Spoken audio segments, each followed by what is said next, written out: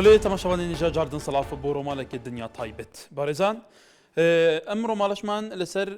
باشووری کوردستان هەڵویستی باشووری کوردستان بە تەحدید هەردوو هێزە سەرەکیەکی هەرێمی کوردستان واتە یەکێتی نیشتیمانی کوردستان و پارتی دیموکراتی کوردستانە ئەم دوو هێزە بێگومان زیاتر لە 20 ساڵە ئیدارەکردنی ئەم هەرێمە بەڕێوە ئەبن لە ئەماکەدا لە پێشتریشە بە دەیان ساڵ لە شوڕەشی شاخ دیسان ئەوان سەرپەرشتی شوڕەشیان نەکرد وەکو دوو هێز لە باشووری کوردستان بە تەحدید لە هەمان دەمدا لە چارچێوەی ئیدارەکردنی هەرێمی کوردستان زۆر جار کێشەیان هەبوو زۆر جار حتا شەڕ هەبوو زۆر جاریش پێکەوەی هەبوو زۆر جار ئیتیفاقی استراتیجیان هەبوو ئیتیفاقاتی تری هەبوو پێکەوە حکوومەتیان تەشکیل کرد تا دوای لە ئێستاشدا پێشاندێکە لە سەر ئاستێکی باڵا کۆبوونەوە ئەنجام دراوە لیژنە پێکهێنراوە لیژنەی باڵا لە بێگومان کەسی دووەم و سێمی ئەم هەردوو حزبانە بۆ ئەوەی ئەو شەڕە ڕاگەاندران ئەو شەڕەی کە لە ڕاگەاندن لە بینی بەرپرسە باڵەکانی هەردوو لایەن بێژگە لە قاعدەی جەماوەریانە بینرێ بۆ ئەوەی نەمێنێ بەڵام لە هەمان کاتدا کە دوێنێ وەجبەیەکی ئەسلیحە وەجبەیەکی دەرماندا و دەرمان و پێداویستی مرۆیی بۆ کانتۆنی کۆبانێ بۆ شاری کۆبانێ لە هەرێمی کوردستان ڕەوانە کراوە دیسان هەندێک بەیاننامەی ئەم دوو لایەنە جارێکی دیکە بە زەقیەوە ئاشکرا کردووە کە جارێکی دیکە لێرە و لەوێ لێدوانی دژبەیەک ئەدرێ بۆ نمونە یەکێتی نیشتیمانی کوردستان ئەڵێ بەشی شێرم هەبووە لە یارمەتیدانی کۆبانێ و لە ناردنی ئەو کەلوپەلانەیە و ئەڵێ دەمێکە ئێمە لەسەر خەتین لەگەڵ ئەمریکا بۆی قەنەعەتی پێبینی یارمەتی مامدا چون ئەو کەلوپەلانە ڕەوانەی کانتۆنی کۆبانێ بکرێ لەمان کادا سەرۆکاتی هەرێمی کوردستانیش بەیاننامەیەکی بەڵاو کردوتەوە ئەڵێ یەکەتی نابێ ئەمە وەکو مزایدەیەکی سیاسی لەسەر لایەنەکانی تر بەکاربێنێ ئەمە زۆر پرسیاریتر بەڕێزان لە چارچێوەی ئەم ڕۆماڵە تایبەتە ئاڕاستەی دوو میێوانی بەڕێز خەڵەف ئەحمەد ئەندامی پەرلەمانی کوردستان لەسەر لیستی یەکێتی ئاریان سەڵاحەدین کارگێڕی لقی دوی پارتی دیموکراتی کوردستان لە هەولێر کاک ئاریان یەکەم جار لە بەڕێستانەوە دەست پێەکەین ئەو ڕەوشەی لە ئێستادایە وەکو کۆسەد ڕەسوول عەلی جێگیری سکرتێری گشتی یەکێتی نیشتیمانی کوردستان جێگیری سەرۆکی هەرێمیش بۆ بارزانی ئاڵێ تکایە بایەخ بەو بەیاننامە و بەو هەڕەیە ئێلامی نەدە ئەوەی کە ئێستا لەسەر ئەو پرسە بە تایبەتی دروست بووە سەرنجی بەڕێستان زۆر سپاسەوە کاتتان باش تەمەنام دەکرد ئەوەی کە لە ماشێتی NRTدا دەبینم ناکۆچی نێوان پارتی یەکێتی نەنووسرابایە بەڵکو هەوڵەکانی یەکێتی و پارتی هەموو لایەنەکان بانایە بۆ ئەوەی چۆن هاوکاری زیاتری کۆبانێ بکرێت سەبارەت بە ئەوەی جەنابەت دەیفەرمووی و بەیاننامە بڵاوکراونامەکەی ڕێزدار کۆسرەت ڕەسوول عەلی خۆی ئەوە باشترین نسحەت بیت ڕەنگە بۆ هەموو ئەو لایەنانەی کەشتەکە بەرتەکنیکتنەوە ئەو هاوکاریە ئەو کارە پیرۆز و گرنگە لە لایەنێکدا یان لە حزبێکدا یان شەخصەنە دەکرێت وەیە بەیاننامەکەی ڕێزدار کۆسرەت ڕەسوول عەلی زۆر وازەح پێوەی دیارە کە ئەوەی پێشووتر گوتراوە و کراوە ڕەنگە هەموو لایەنەکان لە ناو یەکێتیشدا ئاگایان لێ نەبوو بێ و ئێمە تەمەنا دەکەین ئەو کارە پیرۆزەی کە بەجێگەێنراوە لەلایەن هەرێمی کوردستانەوە لە هەوڵە دیبلۆماسیەکانی هەرێمی کوردستان و سەرکردایەتی سیاسی هەرێمی کوردستانەوە تێکڕا بە هاوکاری و هەماهەنگی هەموو لایەک حکوومەتی کوردستان خەڵکی کوردستانیان گەیاندیانە کۆبانێ بەردەوام بێ و هەوڵەکانمان چڕکەینەوە لەسەر ئەوەی کە زیاتر هاوکاری هەمەلایەنەی سەربازی تەندروستی لۆجستی کۆبانێ بکرێ و ئەو هەڕەشە و مەترسیانە لەسەر کۆبانێک کەم بکرێنەوە هاوکاری زیاتر و بە برشتر بێتە جێ هەوڵەکانی هاوپەیمانان و هەوڵی دیبلۆماسی کوردستانی کە تا ئێستا سەرکەوتووی ئەو ئەنجامانەی بەدەستێناوە زیاتر بەرەو پێشچن با بۆ ئاراستەیە بگرینێ بەرکە دەرەنجامی دەبێت و ئاراستەکانی تر ڕەنگە هەر وەکو لە نامەکەی کاک کۆسرەتدا هاتووە ئەوانە شتی بێبایەخن ڕەنگە شتی چڕ و پرترمان لەبەردەست بن و خەڵکی کوردستان ئەو ئیستعداد و ئامادەگی هەبی سەرکردایەتی سیاسی هەرێمی کوردستان بە دەستخۆشیەوە بەردەوام بێت و سەرۆکایەتی هەرێم جەنابی سەرۆکی هەرێم هەموو ئەو هەوڵانەی کە هەتا ئێستا گەیاندونی بە ئومێدەوە تەماشای دەکەین بە گەشتبینیەوە تەماشای دەکەین بە ناوی خەڵکی کوردستانەوە بیگەێنێتە برایەتێک نییە ئەمە هەر کەسێک بکات ئەوە واجبێک ئەمە ئەدامان کردو واجبی دیشمان هێشتا ماون لە مەسەلەی ناکۆکییان لە مەسەلەی یەکنەگرتنان لە مەسەلەی ئاڕاستی جیاواز ئیشکردن لەسەر بەتایبەتی پرسە کوردستانیەکانی پارچەکانی تری کوردستان ئەمە پرسیارێکە زۆر جار چاودێرەکان ڕۆبەڕووی دوو هێزە سەرەکیەکە باشووری کوردستان یەکێتی پارتیەکری حتا زۆر جار خۆشیان ئەمە بە مزایدات بەناوەکەن لە مەسەلەی وەکو دەستێواردان لە مەسەلەی فەرزکردنیان ئەجندای خۆیان بۆ نمونە لە ڕۆژئاوای کوردستان کە ئەمە بێگومان پێشتریش 4 فراکسیونە سەرەکیەکە بێژگەلەیەکەتی بەیاننامەی دەرکرد لە پەرلەمانی کوردستان وەکو مزایدات مووقفی یەکێتی شوبهاند لەمەرکە احتراف بە کانتونەکانی ڕۆژاوا بکرێ.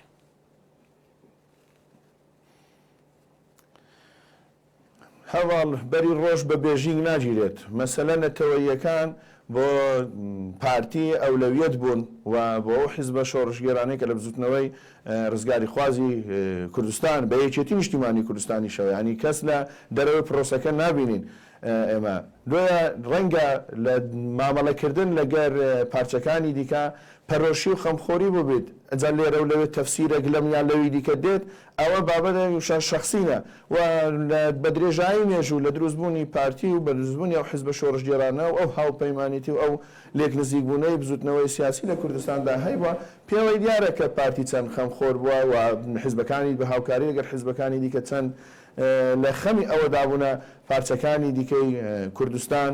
مامەڵەیەکی دروستیان لەگەر بکرێ و بە خۆشحاڵیشەوە ئەوەی لەو دوایانە دەیەک بینین ئەو لێک نزیک بوونەوەی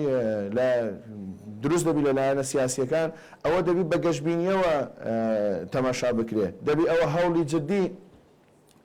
بۆ بدرێت کە بەرەو پێشتر بچیت ئەو کۆبنەوەی لە دهۆک دەکرێن دەیان کۆبنەوەی دیکەی تەمەنا دەکەین بە دووادابێت لەبەرەوەی ئەو توێژانە ئەو جۆری مفاوەزاتە ناجحە گەیشتە نەتیجە ئێستا ئەمە مەرجەعی سیاسی دیارە ئێستا هەموو لایەنەکان لێک تێدەگەین هەموو لایەنەکان شاهدی بۆ یەکدەین کاتی ئەوە نییە ئەو خلاف و شەرخ و بکەلێنانە بکەوتە بینی هێزە سیاسیەکان هەمومان چ وەکو سلایەنی سیاسی چ وەکو فەرد چ وەکو کۆمەڵگات چ وەکو تاک دەبی لەو هەوڵانە بەرز هەڵبسەنجێنین و ڕۆڵی ئەعلام دەبی بەو ئاراستە داوێت لەبەر بەرپرسیارەتیدا ڕاگەیاندنەکانیش هەموو ئەو ئاراستانە کۆ بکرێنەوە بخرێنە سەر ئەو هەوڵە گرنگانی کە ئەوە تا نەتیجە و ئامانجەکانیان دەبینین ناتەبیعیش نییە ئەگەر هەندێک جاران بۆچوونی جیاواز ڕوانگەی جیاواز بۆ مامەڵەکردن هەبێت لە گەر ئەم پرسیان ئەو پرس لە پارچەکانی دیکەی کوردستان ئەوە ئاسایی دەبیندرێت لەبەرەوەی هەر حزبێکی سیاسی خۆی بیر بۆچوونی خۆی هەیە بەڵام نابی ئەوە ببێتە تانەدان لە بابەتە گەورەکە کە قەزیەی قومی و نیشتیمانی نابی ئەوە ئەو بەستەوەیە کلێنی بکەوتێ بەڵێ کاکی خەلەف بەخێر بێت لە ئێستادا بێگومان ئەو یارمەتی سەربازی مرۆیەکە بۆ کانتۆنی کوبانێ ناردرەوە حتا بەرپرسەکانی کانتۆن ئەمڕۆ کە ساڵح موسیم سەردانی پەرلەمانی کوردستان کرد ئەلێ یارمەتیەکی کوردە بۆ کورد بۆ کورد لەمان کادا یارمەتیەکی باش پێشازێ لەبەرەوە کانتۆنی کۆبانێ لە دوورپێچێکی زۆر توندایە ئەمە 37 ڕۆژە بێگومان ئەو دوورپێچە ئەو گەماڕەوە بەردەوامە بەس لێرە ڕەوشێکی تر هەندوتە ڕۆژەوە لەسەر ناردنی ئەمە حەزبێکە لێ زیاتر من بەشی شێرم تیا هەبووە لە یانێکی تر ئاڵێت و مزایدایەکەی ئەمەی هەموو کەسێکی تر عنی ئەو قسانە لەسەر ئەم بارە ئەکرێت و شوونێکی دیتەوە بڵێ بەدڵنیاییەوە بارودۆخی کۆبانەیەوە کەیسی ڕۆژئاوا بە شێوازێکی گشتی ڕاستە خۆ پەیوەندی بە باشوور باکوور ڕۆژهەڵاتی کوردستانیشەوە هەیە و ئێمە پێویستە لەسەر ئەم بابەتانە هەمومان یەک ڕیز و یەکدەنگ بین و ناکرێ ینی ئێستا لە دنیای پێشکەوتویشە ینی ئەرکی گرنگ ئەکەوتە ئەستۆی حیزبەکانەوە ینی حیزب ڕۆڵی گرنگی ئەبێ لە هەموو کایە سیاسی کۆمەڵایەتی ئەسکەری فەرهەنگی ڕۆشنبیری حیزبەکان دەور و تەسیری خۆیانیان هەیە خۆ بۆ نمونە ئەگەر حیزبێک دەورێک بگێڕێ لە ڕێگە حیزبی خۆیەوە ناکاتەوە لە ڕۆڵ و کاریگەری و گرنگی بۆ نمونە سەرۆکایەتی هەرێم یا حکوومەت یا پەرلەمان کەم بکاتەوە ئێمە بەتایبەت لە ڕۆژهەڵاتیشا ئەژین و لە ڕۆژهەڵاتیشا لە عێراقا ئەژین و هەمومان ئەزانین ڕۆڵی حیزبەکان تا چ ڕادێکەوە بەداخەوە ئێمە لە ڕابردوو بەهۆی قەیرانی دروستبوونی شەڕی ناوخۆوە دابەشبوون هەبووە لە ناو هێزی پێشمەرگەی کوردستانیشا تاکوی ئێستش ئەو دابەشبوونە هەر ماوە بە سەرکێتی نیشتیمانی کوردستان و پارتی دیموکراتی کوردستان و هەر هەندێک حیزبی تریش هەیە تاکوی ئێستا ڕۆڵ و کاریگەری زیاتریان هەیە لە ناو بەراورد بە هەندێک حیزبی لە ناو هێزی پێشمەرگەی کوردستانە بۆیە ئەگەر هێزێکی سیاسیش وەک حیزب بێوێ ڕۆڵی خۆی زیاتر بەرچاو بێەوە بێ ڕۆڵی خۆی لە ڕووی نەتەوەییەوە زیاتر دیاری بکە حاڵەکە طبیعیە گرنگەوەی ئێمە هەمومان ئەوەی کە ساڵح موسلیم وتێتی کورد بۆ کوردە فعلەن تەواوە هاوکاری کوردە بۆ کورد کەواتە یەکەتی ئەڵێ من زیاتر هەوڵەکانی مندا بۆ زیاتر ئەم یارمەتیان لە لای ئێمە ناراوە حتا هەوڵە دیبلۆماسیەکانیش بۆیە ئەمریکا ڕازی بکرێ بە فڕۆکی ئەمریکیەوە بگا بەڵێ ئەزانین چۆنە ئێمە سەرۆکایەتی هەرێم ڕۆڵی خۆی بینیوە سەرۆکایەتی حکوومەتی هەرێمی کوردستان و حکوومەتی هەرێمی کوردستان بە شێوازی گشتی ڕۆڵی خۆی بینیوە پەرلەمانی کوردستان ڕۆڵی خۆی بینیوە لەناو پەرلەمانی کوردستانە فراکسیۆنی بۆ فراکسیۆنی تر لەوەی فەرقی هەبوو بێت لە ڕۆڵ بینین یعنی حاڵەتەکە سروشتی و طبیعیە و لەناو ئەمانەشا پارتە سیاسیەکانی کوردستانی هەرێک لە ئاسی خۆی ویستوێتی بە شێوازی لە شێوازەکان ڕۆڵ ببینێ ئەوەی کە یەکێتی نیشتیمانی کوردستان کردوتی لە ئەسەر ئاسی فراکسیۆنەکەی ئێمە پێمان خۆش بووە خەڵکی کوردستان بزانێ و پێشمان خۆش و براکامان لە ڕۆژئاوا بزانن کە ئێمە مەبەستمانە لە پەرلەمانی کوردستان وەک فراکسیۆنی سەوز مەبەستمانە ڕۆڵمان دیار بێ و مەبەستمانە شتێک لەسەر دەستی ئێمە و هەموو خۆشەویستەکانی تر لە فراکسیۆنەکانی تر بکرێ لەسەر ئاستی حکوومەتیش هەروە بێ لەسەر ئاستی سەرۆکایەتی هەرێم و ئەوە لەسەر ئاستی حیزبیش هەروە دەچووە ئەوەی کە نێردراوە یعنی ئەیبێکی تیانی ئەگەر یەکێتی نیشتیمانی کوردستان پاشەکەوتێکی لە ڕووی چەک و تەقەمەنی و سەربازیەوە هەبێ خۆ ئەمە پارتی دیموکراتی کوردستانیش احتیمالە هەیبێ بەڵێکەرەکەرم پرسیارە کاکی خەڵەفەکەرم پرسیارە لە بەرەسام کەین بەڕاشکاوی لەبەرەوە خەڵک زۆر ئینتیبای لەسەر ئەم مەسەلەیە ئەو یارمەتیە بە کوبانی ڕۆیشتووە ئایا یەکەتی نردوویت ئێمە بەڵێ ئەوەی کە نێردراوە یەکێتی نیشتیمانی کوردستان بە ڕوونی ئەمەی ڕوون کردوێتەوە کە ئەنی لایەنەکانی تر بەشیان تیان نەبووە من نازانم بەشی لایەنەکانی تریتیا هەبۆیانە من نازانم مەسەن لەو کاروانێکی یەکێتی نیشتیمانی کوردستان گەیاندێتی پێداویستەکانی حکوومەتی هەرێمی کوردستانی شێدایانە بەڵام 24 تەن لە پێداویستی سەربازی و پزیشکی هی یەکێتی نیشتیمانی کوردستان بووە لە ئەحتیات و پاشەکەوتی خۆمان بووە نێدراوە بۆ کۆبانی و ئەمە سبەینێ برایانی پارتی دیموکراتی کوردستان ئێمە 24 تەڵماناردە ئەو پەنجاب لێرێ زۆر حاڵەتەکە طبیعیە من دەستخۆشی لێ یەکەم بڕوا بکە یەکەم کەسە من دەستخۆشی لێ بکەم بزوتنەوەی گۆڕان 2 تەن بنێرێ 3 تەن مەبەست ئەوەیە عەفومکەی ئەمە ناکاتە ئەوە من مزایدە بکەم بەسەر پارتیە پارتی مزایدە بکە بەسەر لایەنێکی ترا لایەنێکی تر بیکا بەسەر بزوتنەوەی گۆڕان و ئەویترا نەخێر ئەمە خۆشبەختانە ئەگەر ئەمە پێشبڕکێش بێ پێشبڕکەیەکی نەتەوەییە پێشبڕکەیەکە فعلەن کۆبانی پێویستی بەوەیە چەکی پێ بگا ئێمە بە فەرمی لە پەرلەمانی کوردستان ناساندومانە علاقاتی دیبلۆماسی هەبووە بە تەلەفۆن هەموو لایەنە سیاسیەکان بە سەرۆکی هەرێمی کوردستانیشەوە علاقاتی لەگەڵ کۆبانی و یەپەگە و پێدەیە هەبووە و ئێستا کۆمەکە سەربازیەکە کە پێویست بووە گەیشتووە کەواتە کاکیان وەکو کاکی خەڵەف پەرلەمانتارێکی یەکێتی لە پەرلەمانی کوردستان ئاڵێ ئێمە وەکو ئەرکێکی نەتەوەی یارمەتیمان نردووە بە کۆبانێک کەواتە ئەگەر پارتیش بنێرێ ئاڵێ من یەکەم کەسم دەستخۆشییان لێ بکەم ئەی بوو ئەمە ڕەتفعلێکی دیکە پیا بووە لەسەرەوەی کە بە مزایدەت بەناوەکرێ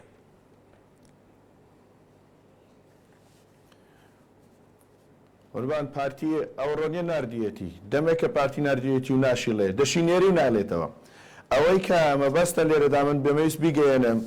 تەمەنام دەکرد شتی تر بڵێم بەران بۆ ئەوەی لە شاشەی NRTەوە خەڵک ئەو ڕاستیانەی کە پێمان وایە معلومەیەن و ناشاردێنەوە مانگەشە عەوجە بانگوست نییە هەندێک حەقایقەنە وەکو خۆی بابگات ئەوەی کاک برای بەڕێزم کاک خەڵەف دەیفەرمیت کە یەکێتی طبیعیە وەکو حزبێکە هەر لە خودی بەیاننامەکەی یەکێتی نیشتیمانی کوردستان لە دیڕەکانی ئاخریدا دەرێ ئێمە وەکو حزبایەتی وەکو حزب ئەوەمان پێ باش نییە بە تەنگ ئەو مەسەلەیەوە دەبین بەڵام با لە چارچەوەی حزبایەتی نەدێت ئەدی ئێستا خێرەکە خەڵەف تەئیدی ئەوە دەکات کە بە وەکو حزب با ببێتە پێشبڕچێ نەخێرە پێشبڕچێ پێم وایە پێشبڕچەیەکی ناتەندروستە و هەندێک پرسیارم هەن پێم خۆشە جوابەکان لە کاک خەڵەف و هەموو بەڕێزانە وەربگرم ئەوە لە چ مەتاڕێکدا ڕۆیشتون ئەو چەکانە و ئەگەر ئەو مەتاڕی کە تێیدا تێپەڕیا چێتی سوڕەیەکی دەست نەکەوتێ نیشانی ئەو خەڵکەیدا بۆ نمونە بریا بەو تەفاسیلانەدا نەچووبین بەڵام بۆ حەقایقەکان وەکو خۆی دەربکەون لە کام مەتاردا تێپەڕیا بە چێن دەرێدا ڕۆیە ئەوە تا ئەوەنێ تەسریحی بەڕێز ساڵح موسلیم خۆی بە وەکو هاوکاری هەرێمی کوردستان تەماشای دەکات و وەکو ئەوە دەرێتەوە نەتیجەی کۆبوونەوەکانی دهۆکە کە نوێنەری ئەنجومەنی ئاسایشی هەرێم و نوێنەری وەزارەتی پێشمەرگەی تێدا بەشدار بووە ئەو هەوڵانە دراون و پلانی وەداڕژراوە لە سەرپەرشتی و بە ئاگاداری وەزارەتی پێشمەرگا پێم خۆشە تەلەڤیزیۆنی نارتی وەرێز ئەو تەسریحە لە خودی وەزیری پێشمەرگە و لە وتەبێژی وەزیری پێشمەرگا قسەیان کردو تەفاسیلیان دەرکاندووە وەجگەلەوە تەسریحی یەپەگە خۆیان تەماشا بکرێت و هەواڵێکی شەڕوانی پێبەگە فەرماندەی ئاخر فەرماندەیەکی شەڕوانانی یەبەگە خۆی سوپاسی هەرێمی کوردستانی کرد کە گوتی ئەوە هیچ حزبێک نییە لە سایتەکان بڵاو بۆ چەند پێشی ئێستا کۆمە شیعازی ئەو چالاکوانانن کە پەرەشوتەکانیان دیتون هیچ لۆگۆ حسابی کەسی بەسەرەوە نەبووە جگە لە هەرێمی کوردستان غەریب حەسۆ دوێنێ شێو تەسریحیدا ئەخۆ ئەوانە ئەو قسانە نین کە ئەمە لە خۆڕابیان کەینی بۆ مام بچیتە سەرێ ئەو قسانە کە هەموو ئەو لایەنانە دەزانن زۆر بەڕوونی بەڵێ کاکی خەلەف ئەو هاوکاری هەرێمی کوردستانە بەڵێ کاکی ئاریان بەڵێ ئەگەری نەوەلات داواکارم تەمەنا دەکەم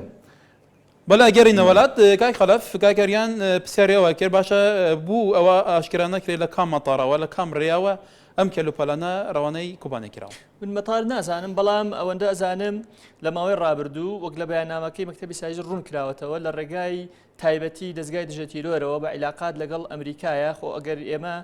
ئەمریکانە بێ بە ئاسایی ناتوانین چەک بێنینە کۆبانێ بە تایبەت کە تورکیا زۆر هاوکار نییە لەم بابەتە ئەگەرچی ئێستا خۆشبەختانە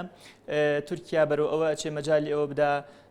هێزی پێشمەرگەیش بڕاتاوێ بەڵام هیوادارم ئێمە وەکو کورد یعنی هەموو سیناریۆکانی پشت ئەم بابەتانە وەک خۆی بخوێنینەوە سیناریۆ سیاسیەکان بەبەسمە هۆکار چیە تورکیا ئێستا ڕێگا ئەدا هێزی پێشمەرگەی بچێتەوە خۆ ئەگەر ئێمە دیراسەیەکی وردی بکەین و ڕێگا بدا و پێشمەرگە بچێتەوە زۆر باشە ئەگەرچی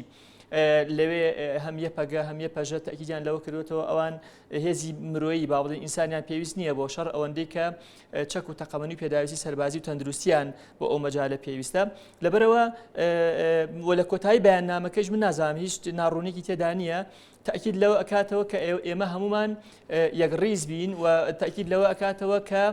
کلیلی چارەسەری کێشەکان لە ڕۆژئاوا لە دەست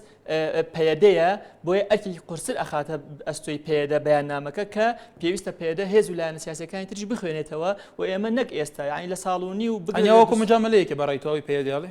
ئەوەی پێدە لە کۆتایی بەیاننامەکە ئەرکێک ئەخاتە ئەستۆ و بەیاننامەیە ئەرکی ئەخاتە ئەستۆی پێدە کە پێویستە پێدە مادەم ڕۆڵی گرنگی هەبووە لە ڕابردوو لەوێەوە مادام لەوێ ئەرکە قورسەکە کە شەڕە کەوتوتە ئەستۆی پێویستە هەیە هێز و لایەنە سیاسەکانی تر بخوێنێتەوە ئێمە لە ساڵونی بگرە لە 2 ساڵی ڕابردوو زۆر قسەمان لەسەر ئەوە کردو علاقاتوان هەبووە لەگەڵ علاقاتی هێز و لایەنە سیاسەکان ئەوان یەکڕیز بن بمبووری بۆی ئەم بە جملەیەکی بەسیط ئەمە تەواوکەم ئەوان یەکڕیز بن ئەو سیناریۆوانەی کە لە ڕابردوو تووشی ئێمە بوو ئەوەی ئەو بەدبەختەیە کە تووشی ئێمە بوو ناوی شەڕی ناوخۆی بۆی ئەوان نەچنەوە سەر ئەو ڕێچ بەڵێ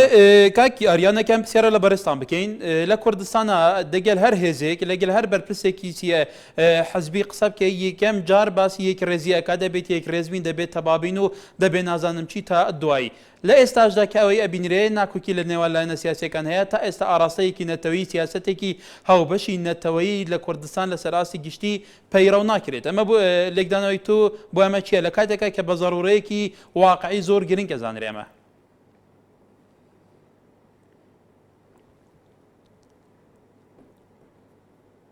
کە ئەوەی دەیڵێن جێبەجێ بکەین ئەمە لە هەمومان هەموو ڕۆژ ڕاست دەفەرمی دووبارەی دەکەینەوە ئەمە پێویستمان بە یەک ڕێزی و دەبێ یەک ڕێزبین هەوڵەکانیش ئەوەیە کە دەبێ یەک ڕێزبین بەڵام نیەتەکان لەکوێوە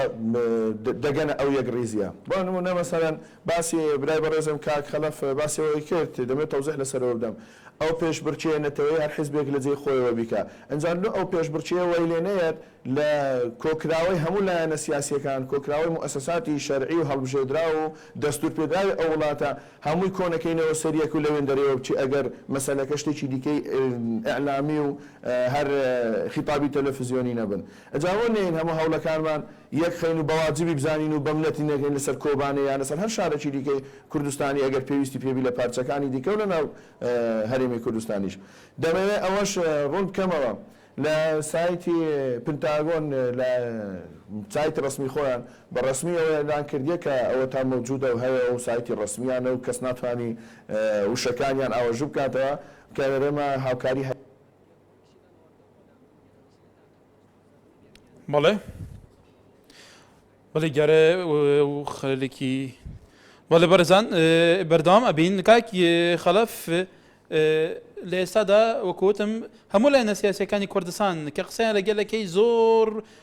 باسی یەک ڕێزی ناوماڵی کورد و نازانم چی چیەکەن خەڵکی کوردستان ئەگەر لەسەر عەرد ببینی یەک ڕێزە بە یەک دەنگ و بیر و بچنە جیاوازەکانەوە لە ئەوروپا بگرە جاری کۆ لە ئەوروپا لە هەموو پارچەکانی تری کوردستان خۆ پیشاندا نەکەن بەڵام لایەنە سیاسەکان بەردەوام ناتەبایی و لێدوانی دژبەیەک و پێکەوی ئیش نەکردنیان پێوە دیارە.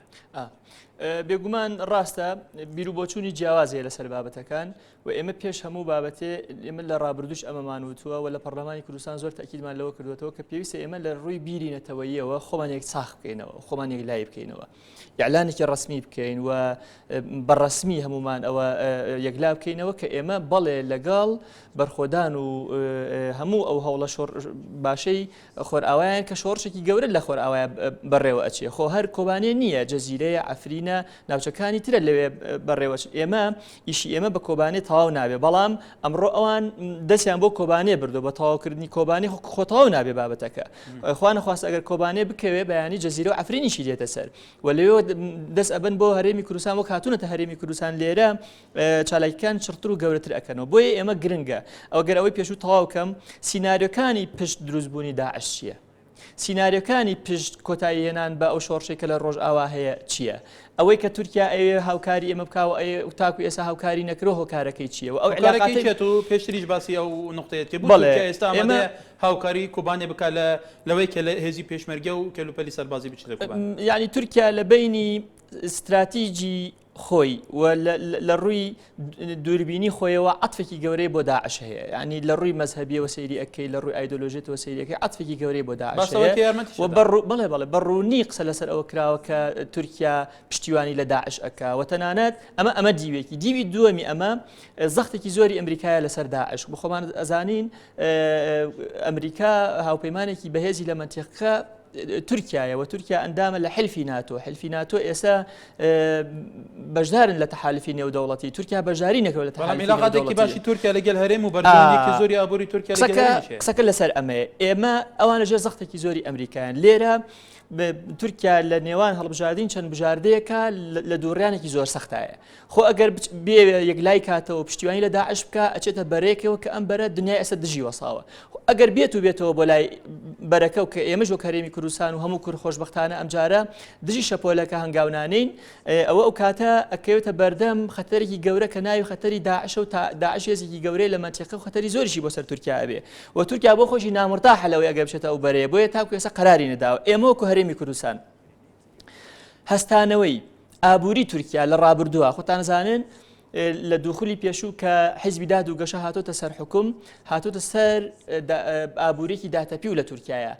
ئێمە لە هەرێمی کوردستان پشتێکی زۆر گەورەمان بەرەکەوێت لە هەستانەوەی ئابووری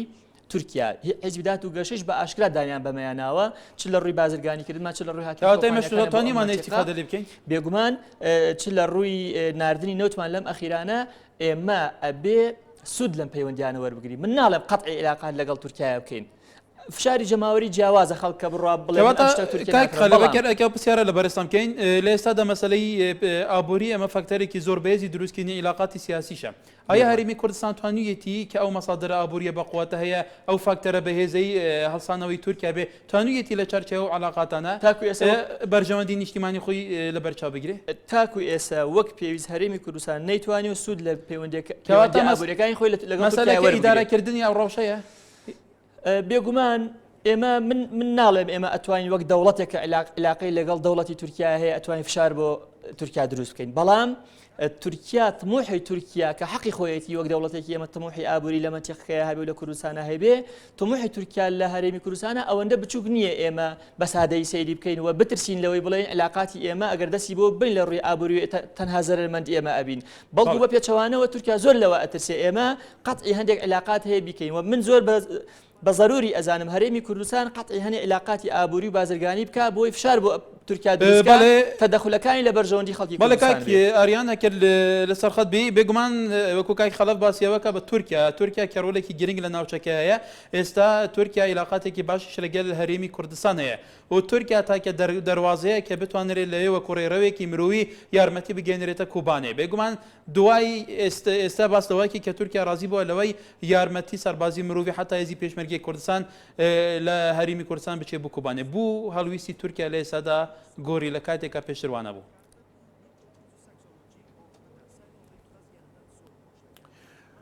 ڕەنگە خوێندنەوەکان وابوو بنە چەندەمە باسی بابەتێکی دیکە دەکەین بەسەگەر پرسیارەکە لەوە بێ کە ئایا لەو مووقیفەی ئێستا و گەیاندنی هاوکاریەکان لە کۆبانێ و یان ئاسانکردن و زەحمەت هەڵگرتن لەسەر کۆبانێ و ڕۆژئاوای کوردستان بەڵێ تورکیاوە نەک وەکو باز دەکرێت بە تەکیتەوە ڕێیدا دوای ئەوەی 2 ڕۆژ پێش ئێستا سەرۆکی هەرێمی کوردستان و سەرۆکایەتی هەرێمی کوردستان بە ناوی کوردستانەوە کە هەڵبژێردراوی شەرعی و پڕپەسەندی هەموو خەڵکی کوردستانە داوای لایەت حکوومەتی تورکیا کرد کە ئەو ڕێ بکاتەوە و ڕێڕەوێک بدۆزرێتەوە ئاسانتر ئەو کارە بکرێت بەڵێ ئەوە کرا. پێشووتر ڕەنگە خوێندنەوەکان جودابن دیدی ئێرە و ئەوێ لەسەبارەت بە هەڵوێستی تورکیا نەوعێکی دیکە بوو بێت لەنا ڕەنگە سیاسەتی تورکیا گەر وەکو چۆ تەفاسیلەوە کە خەلەف و بابەتە ئێمە نەبوو ڕەنگە دەرفەتی ئەو مەسەلەیە دەرفەتێکی دیکەی پێڕ نەگەن لەو بابەتەوە بچینە ژوورێ ئەو دەرفەتەی بەویشت داوەندە بە من نەدا دەبێت دووسێ تەوزیح بدەم کە عیلاقەی بە جەوهەری پرسیارەکانی پێشووترەوە هەیە ئەگەر مەبەستیش بوو فرسەتتان بوو دەچینە سەر بابەتەش قسەی لێ دەکەین.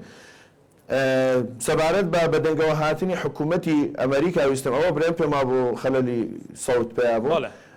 ئەمریکەکان لێروکانن و دەتوانن نەگۆ لە قەنەواتی وان بپرسن پنتاگۆن بە دەنگ حیزبێکەوە نایەت لە هیچ لایەکەوە و هەتاش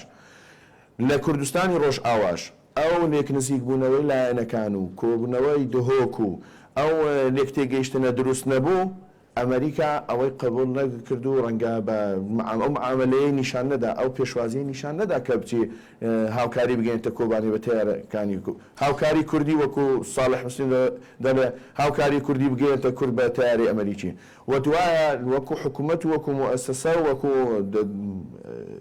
مؤسساتی دەستوری ئەو تەعاملەی کردیە نەکوەکو لایەن ئەوە ڕەنگە خۆی کاک خەلەف و هەواڵەکانی بە جۆرەوەکەن هەرچەندە من پێم وایە ئەوە ڕێی یەکێتی نیشتیمانی کوردستان هەمووی نییە ڕێی بەشێک لە یەکێتی نیشتیمانی کوردستانە بەیان نامەکەی کاکۆسرێت زۆر ڕوونە نسحەتێکی وازەحە ئەوەندەی وەناو یەکێتیە دیارە تەڵەبەکەشی زۆر لە جێی خۆیدایە کە مەجێ بە هەندێک مەسایلی ئەعلامی نەدرێت و گەورە نەکرێت و بابەتی دیکە ئەوەیە کە ئەو هەواڵانەی کە بەو شێوەیە باسی دەکەن و کە ئەوە هاوکاری باشەیەکێتی نەمەعمەلی چەچی هەیە نەشەریکەی چەچی هەیە نەکڕیەتی و ئەوە منەتێک نییە یەکێتی و پارتی و هەر حزبێکی دیکە ئەگەر بێوێتن بیکە چەک بنێری دەوە کۆبانە چووکە ئەو چەکانە یەکێتی پارتی کڕیتیان یەکێتی پارتی شەریکاتیان هەیە ئەو چەکانە بەشەکە لەو بەشە لە دەم خۆگرتن لە دەمی خۆگرتنەوەیە لە هێزی پێشمەرگەی کوردستان کە ئێستا لە 1300 کیلۆمتر جەبهەی لە باشووری کوردستان هەیە لە بدەمی خۆگرتنەوەی ئەو جەبهانەیە بۆ هاوکاری برایەکانمان لەکو واجبێکی نیشتیمانی نەتەوەی ئەخلاقی ئینسانی هەموو ئەو شتە پیرۆزانە و ئەوەش ئێستا الحەمدولله چۆجێ هاوکاریەکە گەیشت ئیشاڵڵا داستانی گەورە تۆمار دەکەن و داعش لەمەترسی داعش لەو شوێنانە دوور دەخەنەوە تەماشاکەین باڵکاریەکان وان گەیشتن ئێستا خەریکەمە لێرە بەرتەنجی دەکەینەوە ئەو تێڕوانینەی بەشێک وا بیری لێ دەکەنەوە ئەو تێڕوانینە زوو بڕێوێتەوە ئێمە هەوڵی دیکەمان هەبێن کاک خەلەف و هەموو بەڕێزەکانی دیکە بە چاوەڕێی بەیاننامەیەکی دیکە دەکەین کە هەموو لایەک و بەیەکێتی و هەموو لایەکانەوە بڵێن ئەمە با هەوڵەکانمان کۆکەینەوە با کۆمەک و پیتاک و چەک و سەربازی و لۆجستی هەموو بخڕکەینەوە سەریان و دڵنیات دەکەمەوە کە هەتا ئێمە یەکگیر نەبین و بە تایبەتی لە کوردستانی ڕۆژ ئاواش ئەو سیاسەتی ئێمە بتەعاونمان لەگەر دەکرد هەندێک جار دنەوە هانی لایەنێکی سیاسیمان بە تەنها دەدا و جودامان دەکردەوە لەوانی دیکە ڕەنگە هەندێکمان وا معاملەوان کردبی ئەوەش زەرەری لێدانی مەوزوعەکەی بەڵێ ئاریان سەڵاحەدینەکان هاتنە سەر لەژێر چەترێکدا ئاریان دیارە کاتمان بەرەو کۆتایی هەروە بەڵێ کاک خەلەفێکر بێنە لای بەڕێستان سەرنجتان لەسەر قسەکانی کاکی ئاریان ئەو بەتایبەتی لەسەر مەسەلەی ڕۆژاوای کوردستان حتا خۆشی احترافی کرد کە پێشتر ئاراستەی جیاواسە بووە لەسەر ئیشکردن لەسەر ڕۆژاوای کوردستان کە تەسیری لێیاوە ئایا سیاسەتی باشووری کوردستان لەگەڵ پارچەکانی تری کوردستان سیاسەتێکی ازدواجی بوو سیاسەتی بوو لە پێناو بەرژەوەندی حەزبێک و فەرزکردنی ئەجندای حەزبێکی لەسەر ئەو پارچەنە ئەم سیاسەتێکی نەتۆیی بوو ئێمە لە یەکێتی نیشتیمانی کوردستان بەوازەحی ڕوونمان کردوێتەوە وتومانە سیاسەتی یەکێتی لە ڕووی فکرەوە بۆ خۆرئاوا ئێمە پشتیوانیان لەکەین بە ئاشکرا چوونەتە قەندیل بە ئاشکرا چەک و تەقەمەنیمان لە ڕابردووش بۆ ناردوون بە ئاشکرا ئێستا کە چەکمان ناردۆ بەیاننامەی مەکتەبی سیاسی حیزبەکەمان کردووە کاک لاهوری شێخجەنگی بە ڕسمی قسەی کردو باش ئەمە ئیتر ئێمە نایشارینەوە ینی مەسەلەکە ئەوە نییە بڵێن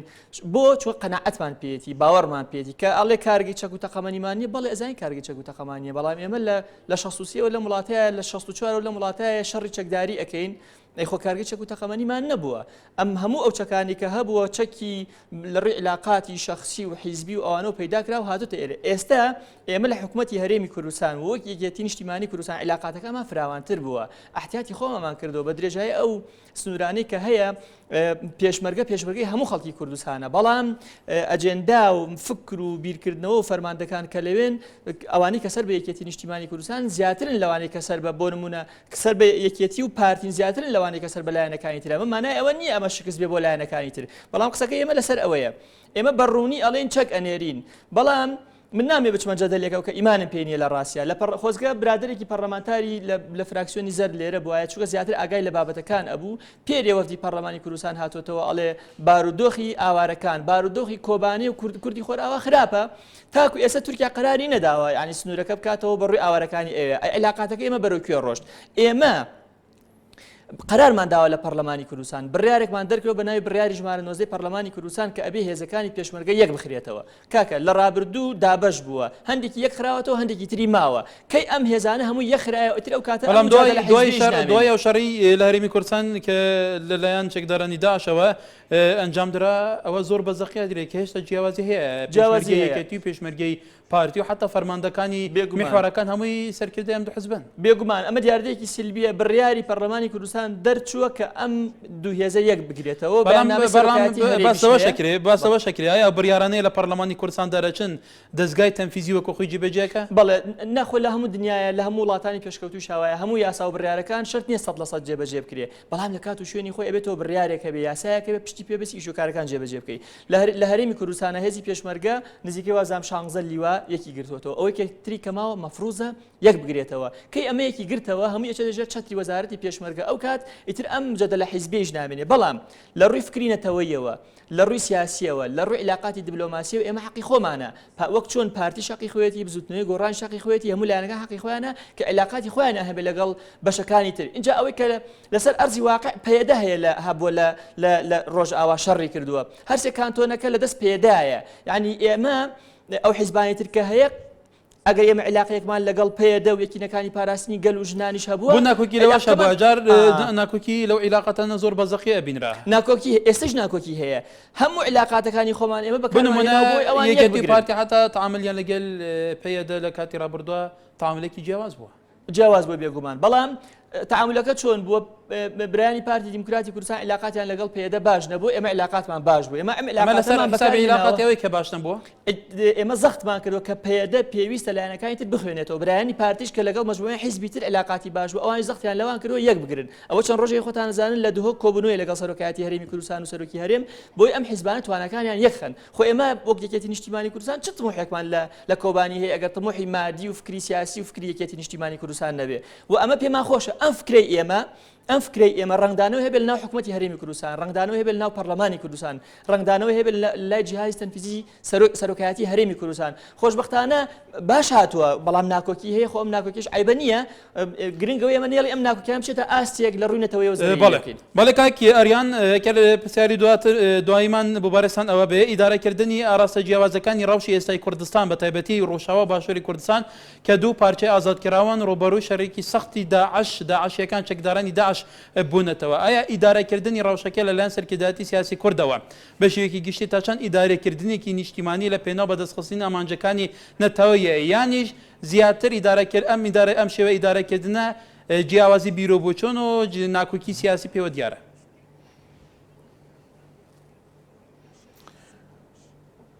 وەکو لە بیدایەتیشدا باسم کرد ئەمە گەشتبینین بەو ئیدارەکردنە و بەو قیادەکردنە حەکیمانەیە سەرکردایەتی سیاسی هەرێمی کوردستان لە جەنابی سەرۆکی هەرێمەوە لە قیادەی سیاسیەکانەوە لە بڕیاردەرەکان و هەموو لایەک پێکەوە بە هەموو ڕەنگەکانەوە ئەمە ئومێدمان پێی هەیە کە نەتیجەی باشتر دەرەنجامی باشتر دێنە پێش لە ڕووی دیبلۆماسیەوە لە ڕووی هاوکاری و جوڵاندنی هاوپەیمانانەوە بۆ ئەوەی هاوکاری زیاتری کوردستان بە گشتی بکرێ، هاوکاری باشوور و ڕۆژئاوا هەموو لایەنەکانی کە پێویستە بکرێ. داوا و ئومێدم ئەوەیە کە ئەمە ئەو خلافانەی کە بە بەشێکەیە، چونکە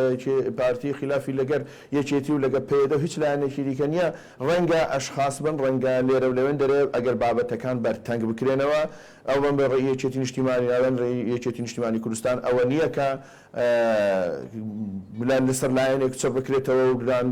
گچکە بکرێتەوە بابەتەکە و بەسەرەیەکی پیرۆزە، پرۆسەیەکی زۆر پیرۆز و نیشتیمانیانەیە. تەمەنا دەکەین ئەو هاوکاریانە زیاتر بەڕێوە بچێن، تەمەنا دەکەین ئەو لێک نزیک بوونەوەی جەنابەت باسی دەکەی کە ئێستا لە ئێستادا دانیشتنەکان لێک نزیک بوونەوەکان و توێژەکان ئەنجامی هەبووە، دەستخۆشی لە هەموو لایەنانە دەکەین. ئەگەر تا ئێستا تەعاملێکی دوورە پەرێزیان هەبووە پێشی ئێستا، ئەوە جێی دەستخۆشیە کە ئێستا دێن و لەژێر یەک چەتردا و لە دەوری یەک مێزدا کۆ دەبنەوە و بڕیار لە چارەنووسی میلەتێک دەدەن و شێوازی دیفاعکردن و بەرگریکردن لە نیشتیمان و نەتەوە هەڵدەبژێرن. هەتا ئێستا ئەگەر دوورە پەرێزیەکی تێدا و ئێستا دەبی بە ئومێدەوە تەقدیر بکرێ، نەکوای لێ بکرێ کەلێنی تێوێ و ئەحراجی سیاسی بۆ ئەو دروست بێ. نەخێر هەموو ئەو بەڵێ کای کەریان کەواتە کای خەلەفەکە دۆ پرسیارمان بۆ بەڕێستان دەمە بێ باشی هەبووە بە دەکەین. لە ئێستادا باسی یەک ڕێزیە کرێت، تا ئێستا خەڵک ئینتیبای لەسەرەوەی کە لە هەرێمی کوردستان ئەحزابەکانی ئێرە یەک ڕێزنی لەسەر پرسە نیشتیمانی و نەتەوەیەکان. ئایا کە تۆ یەک ڕێز نەبێت توانێ و یەکی ڕێزیە لەسەر پارچەکانی تر فاسکە و قەنەعەت بەلایەنە سیاسەکانی پارچەکانی تر بێنی؟ ئەکێ بەکورتی لەسەر مەسئلە چارەنووسازەکان یەک ڕێز بووین. بەڵێ ناکۆکی سیاسیمان هەبوو، بەڵام ئێستا کە خەتەرێکی گەورەتر، خەتەرێکی کە زۆر مەترسیدارە، ئەوش داعش هاتوۆتە پێشەوە، ئەمە پێویستی بە یەکڕێزی و یەکدەنگی زیاتر هەیە. خۆ یەکڕێزی ینی چێ ئێمە پەرلەمانی کوردستانمان هەیە بۆ نمونە، لەوێ مەشاکلە سیاسیەکانمان لەوێ ئەتوانین یەکلایی بکەینەوە و داعش کە هاتووە بە تەنها نەبە یەکێتی نەبە بەڵام خەڵک گەلەی لە پەرلەمانی کوردستانیش هەیە، ئەڵێ ئەوەندە پەرلەمانتارەکان پابەندی ئەوامر و بریاری مەکتەب سیاسی و جڤاتی نیشتیمانی حەزبەکانیانن، ئەوەندە پابەندی بەرژەوەندەکانی گشتینی. ئێمە وەک ئەگەر مادەم شتەکە بوو بە هیچ حیزبی من ئەتوان وەک بەنای فراکسیۆنی سەوزەوە قسە بکەم و خەڵکیش ئەم ڕاستیە باش ئەزانێ تاقە فراکسیۆنی لە دوای دروستبوونەوەی ئەم حکوومەتە نوێ و خولی چوارەمی پەرلەمانی کوردستانەوە کە لەبەرەی خەڵکابووین بە شێوازێکی زۆر ئاشکرا و ڕەخنەی تونمان هەبووە لە سەرۆکایەتی لە حیزبەکەی خۆمان لە حکوومەتی هەرێمی کوردستان لە سەرۆکایەتی هەرێمی کوردستان هەموو ڕەخنەکانمان نەشاردوێتەوە و گلەی و ڕەخنەی زۆریشمان هەم لە حیزبی خۆمان هەم لای پارتی بزوتنەوەی گۆڕانەوە بۆ هاتوۆتەوە. ئێمە یەک خاڵم پێ بڵێ کە پەیوەندی بە خەڵکی کوردستانەوە هەبوو بێت لە پەرلەمانی کوردستانە پێویست بە قسەی لەسەر بکرێ، فراکسیۆنی سەوز قسەی لەسەر نەکردێ. ئێمە پەرلەمان وا ئەبینین، ئێمە معارەزە نین ناو سیستەمی سیاسیە، بەڵام پەرلەمان وا ئەبین پێویستە پەرلەمان ڕۆڵی چاودێر و معارەزەبوونی دەستگای تەنفیزی ببینێ، بۆیە ئەم ڕۆڵەماوە خۆی جێبەجێ کرد. بەڵێ خەلەف ئەحمەد ئەندامی پەرلەمانی کوردستان لەسەر فراکسیۆنی یەکێتیار و ئاریان سەڵاحەدین کارگێڕی لقی دوی پارتی دیموکراتی کوردستان لە هەولێر کە لە استودیۆکەمە لە هەولێر لەگەڵما بۆ بە خێراتنی میوانەکانێکین دووبارە سوپاسانەکەین. بەڵێ بەرزان بەوە دیتی ڕۆماڵێکە تایبە بە دیسان لەسەر پرسە ڕۆژاوای کوردستانی و باشووری کوردستانی و یەکدەنگیا کوردان و ناکوکی هەیە ئەو داخوانین پشتی شاندنا وەجبەیەکی سیلاح و کەلوپەلێ نوژداری بۆ کانتۆنا کوبانێ لە هەرێما کوردستانی دناوە دوو ئالیەن سەرەکیە هات بۆ ڕۆژەبێت. هەتا بابگەشتنەکەدن دەخێر و خۆشیان بابێت.